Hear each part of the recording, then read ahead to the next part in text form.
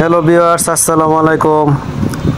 শ্বশুরবাড়ি মধুরহারি, সেই মধুরহারির সন্ধানে ঈদের তৃতীয় দিন রওনা হলাম শ্বশুরবাড়ির দিকে বউ বাচ্চা সাথে নিয়ে। নরসিংদী সদরেই আমার শ্বশুরবাড়ি। আমাদের বাড়ি থেকে 1 ঘন্টার রাস্তা। তা আমরা যাচ্ছি নরসিংদী পৌরসভার সামনে দিয়ে। আজকে ওয়েদারটা অনেক ভালো, ঠান্ডা। বৃষ্টি হয়েছিল সকালবেলা, যে কোনো সময় আবার বৃষ্টি পড়তে পারে। আকাশ অন্ধকার। এই যে আমরা সাটিরপাড়া দিয়ে যাচ্ছি।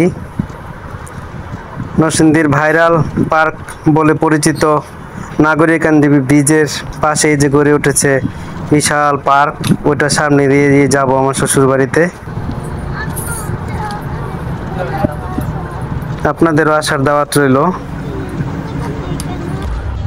মেঘনা নদীর পাড়ে গড়ে ওঠা নাগরিকান্দি ব্রিজের পাশে যে পার্কটি খুবই সুন্দর, অপরূপ প্রকৃতি, লোকারণ্য, খুবই ভালো লাগে এখানে ঘুরতে আসলে।